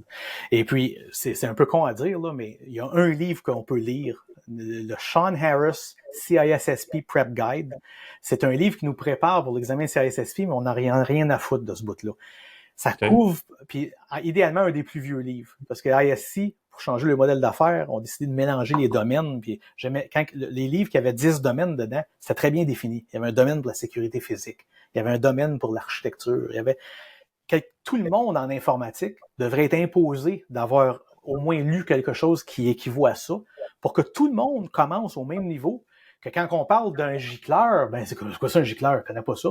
C'est un processus de développement, un SDLC, un Software Development Lifecycle. Aucune idée de quoi tu parles. Regarde, ça devrait pas exister, ça. Fait que surtout si t'es gestionnaire. Fait que si t'es gestionnaire puis tu gères de l'informatique, ben, tu devrais, encore une fois, avoir le minimum de connaissances pour être capable de bien comprendre. Fait que je dirais, quelqu'un qui veut s'aller en sécurité, en cybersécurité, ben on commence par prendre un peu de ces connaissances-là pour nous donner un peu un terrain pour voir qu'est-ce qui va plus m'intéresser. Il y en a beaucoup qui pensent que ça va être vraiment cool, disons, de faire des tests d'intrusion. Ça, je le fais constamment. Fait que là, ils disent, comment je fais pour devenir pentester? Là, tu sais, tabarouette. ça va être long, ça prend pas 15 minutes, là, tu sais. Ça a été un peu le thème de ma présentation au Hackfest l'année dernière, là. Tu sais, tout le monde, justement, puis j'ai parlé à des gens comme Michael Lisotte qui enseignent au Sullivan à Québec. Puis c'est ça, là, tu sais, puis d'autres, Steve, Francis, c'est ça, les jeunes, surtout, là, les autres, ils veulent être pentester, man, ils veulent être hacker. Puis là, je me dis, ouais, mais premièrement, ça prend du monde au côté défensif, hein, c'était un peu mon argument. Le Blue Team, c'est intéressant aussi, là. Ah oui. C'est très intéressant. Mais deuxièmement, puis je sais pas, des fois, je me demande si c'est juste moi qui est branché bizarre, là, mais je te demande ton avis. Avant de se lancer en cybersécurité, il y a des cours, des AEC, maintenant, des sortes de certificats en cybersécurité. Mais ça devrait commencer par technologie de l'information là, générale. Apprends à monter des serveurs, puis patcher des infrastructures, puis dealer avec des users, puis des endpoints avant de dire... Si t'en vas du côté technique, c'est une certitude. Ouais. Mais je dis toujours, il y a de la place des deux côtés. Parce que, supposons que t'as pas vraiment un background technique, mais t'as un background fort management. Ben, la gestion de risque, t'es pas obligé d'avoir compris nécessairement la technologie. Tu vas être capable, tu vas savoir qu'il faut que tu poses des bonnes questions. Il faut que tu t'entoures du bon monde pour te dire c'est quoi les risques technologiques. Mais toi, tu vas être capable de les quantifier ou de travailler ensemble pour les quantifier. Fait qu'il y a une ligne de démarcation où que quelqu'un qui est purement gestion peut définitivement travailler en cybersécurité. Il va plus travailler du côté gestion de risque. Puis c'est ça que je reproche à quasiment tout le monde, c'est qu'on fait pas de la gestion de risque à aucun niveau. T'sais, les risques vont arriver au niveau des TI, puis les TI vont dire, bon, on n'a pas le choix, c'est de même. Ah, mais les TI, on n'est pas là pour accepter des risques. On devrait dire, ben, OK, c'est quoi le problème? Ben, nos licences de Microsoft SQL sont toutes expirées parce qu'on a oublié, ou on n'a pas pensé, on n'a pas de raison. Ben, OK, fait qu'il faudrait en acheter d'autres. Ouais, mais on n'a pas d'argent pour ça. Ben, c'est pas ton problème, ça. Ben oui, c'est mon problème, on n'a plus de budget. Non. Là, tu prends une feuille, t'écris, nos licences sont toutes expirées, il n'y a plus de patch de sécurité, on est à risque pour telle raison, puis tu envoies ça au top management, puis tu dis ça va coûter 45 000 $ racheter des licences, ou vous acceptez les risques. Puis ça finit là. L'informatique ne devrait pas accepter des risques. Pour revenir sur ta question, ben il y a de la place pour tout le monde. C'est certain que si tu en vas du côté pentest, ben tu as intérêt à savoir comment ça marche un ordinateur, puis solide. Puis d'ailleurs, tous les petits morceaux vraiment qui semblent banals vont être intéressants. Quelqu'un qui a fait de l'assembleur, exemple, va avoir une façon de penser. et que quelqu'un qui a jamais fait ça, qui a juste fait du Java, aura pas. Fait que n'importe quel morceau que tu peux apprendre, que tu peux même si c'est juste un hobby temporairement pendant que tu apprends, n'importe quel de ces morceaux-là peuvent servir plus tard pour te donner un coffre à outils qui est beaucoup plus large et puis qui donne une meilleure visibilité dans qu'est-ce que vous êtes en train de faire. C'est vrai qu'il y a de la place pour bien des choses. Encore là, tu as sûrement vu le diagramme, puis pour ceux qui sont sur YouTube, là, je le mets, là. Le diagramme là, qui montre tous les domaines de la cybersécurité, puis c'est énorme. Là. C'est vrai que tu as du technique à du pas technique, à de la gestion, à de la formation, tu as toutes sortes de domaines juste en cybersécurité. Là. C'est énorme. C'est une des raisons. Moi, je déteste quand les médias ils veulent m'annoncer comme expert en cybersécurité. Je regarde ça et je me dis, il n'y a personne qui est expert dans tout ça. Là. Exactement. Fait qu'expert généraliste en cybersécurité, parfait. Fait qu'il faudrait les corriger constamment. La réalité là-dedans, c'est qu'il faut réaliser justement que c'est très large. Et puis, faut être ouvert que ça se peut qu'on n'a pas raison. Puis ça revient à la gestion de risque. Parce que on regarde ça avec nos connaissances, on a un feeling, puis on positionne ça d'une certaine façon. Mais si tu aurais plus d'input d'ailleurs, peut-être tu changerais. Tu changerais ta position, tu changerais ta façon de penser. Fait que c'est pour ça qu'il faut généralement faire ça en équipe, faire ça en groupe, puis se poser des questions, puis pas faire ça à huis clos comme il est souvent le cas. T'sais. Ouais. Cool. Excellente conversation, Éric. Je te remercie beaucoup. Je pense que les gens vont beaucoup apprécier ton cheminement, puis tes conseils, puis ton partage. Ça va être de la fun à écouter. Ben, j'ai eu bien du fun, moi, à revivre, parce que ça me fait revivre des émotions. Hein, quand tu prends ton ancienne job, tout ça te fait vivre des émotions intéressantes. N'importe qui me parle de Novell, ça me ramène à des très belles années, moi aussi. Là. J'ai eu du monde extraordinaire que j'ai rencontré chez Novell. Là. J'étais plugué très haut. J'étais à Utah, Provo plusieurs fois, là, puis j'étais vraiment présent dans cet écosystème-là. C'était le fun. Je disais tout le temps vers la fin, là, avant que je ferme la compagnie, que on avait un très gros morceau d'une petite tarte à ce point-là. T'sais. On était très présents, puis on faisait des mandats partout en Amérique du Nord pour des clients Novell. C'est tellement un beau produit. C'est un charme de travailler avec ça. C'est une belle période. Regarde, là, depuis qu'ils ont été achetés par OpenText, là, ils ont-tu gardé quoi? C'est-tu devenu OpenText GroupWise, OpenText ZenWorks? Je sais pas si ça existe encore. Ça, j'ai pas suivi vraiment. Non. Ouais. J'ai encore des amis là, qui travaillent là. Tu sais, ils étaient Novell, ils étaient Micro Focus, ils sont rendus OpenText, puis ça suit. Tu sais. Ouais, c'est une époque que j'ai adorée. Il n'y a aucune de mes époques que je regrette, là, mais celle de Novell, moi, je tripais bien raide. C'est sûr que c'était plaisant. Cool. Hey, j'espère qu'on va avoir la chance de se rencontrer dans un colloque à un moment donné, en personne, prendre une bière ensemble. Avec plaisir. L'été est là. Café, bonne heure le matin. Remarque, il est toujours 5 heures à quelque part. Là, 5 une bière, rien d'autre. Rien qu'une bière. Okay. Reste en ligne, on continue. Mais, merci tout le monde d'avoir écouté. J'espère que vous avez aimé. Bye.